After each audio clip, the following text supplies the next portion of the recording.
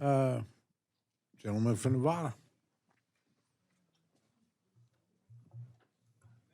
Chairman, for the time, like Mr. Ivey, you probably have to have your head examined to want to stand up and say anything at this point.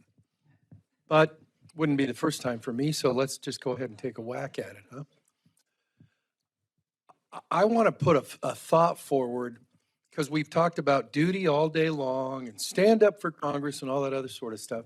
And many of you served in state legislators and other deliberative bodies, city councils or whatever. And I want to say, I just want to say a word. Lobbying.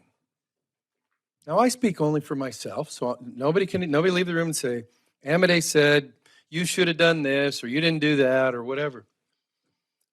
But I will tell you, as just a consumer of information on this committee, when something like this comes up, and the first time somebody's talked to me about it, as a guy who's got a vote on the committee, is in this room with all this running. Fine, it's America, it's your absolute right to do it.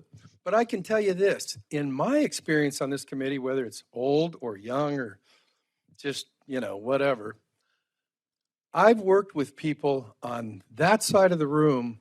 I can look around on many things where we were able to come to some agreement because we went to them before the committee meeting or the markup and said, hey, here's what I'm trying to do. What do you think? Tell me your thoughts. About all this stuff, there's Democrats, there's Republicans, and there's appropriators. Well, guess what? If you talk to me, you might find that you're having a discussion between appropriators. But when it's on this, with the cameras running and everybody's on their talking points, and we've all got them, so don't take that as a, but it's when you talk to me in here for the first time and you say, come on, let's go. We're swinging for the fences and we want you to, it's like, I'll just say, speaking only for myself, it's much more effective with me when you say, hey, here's an amendment I'm planning on bringing in financial services. You like it, you don't like it? And listen, sometimes say, hey, ma'am, sir, I don't like that amendment very much. Well, what would you do to change it? Well, here it is. That's the way it worked, at least in the old school, backward places where I've got experience. It's like, I got a problem with so-and-so. Well, you either need to go talk to her or him and work it out or see what you can agree on. You can still offer the amendment to swing for the fences, but can you find something that you agree on to put in the manager's amendment?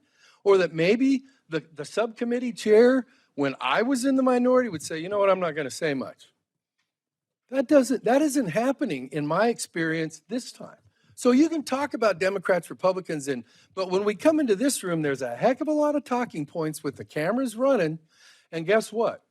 Everybody has a ball making their points, but if we really want to be back to appropriators and we really want to exercise our will as a committee, we need to start talking to each other before the full committee markup, and God forbid, before the subcommittee markup. Thank you, good evening, and God bless America.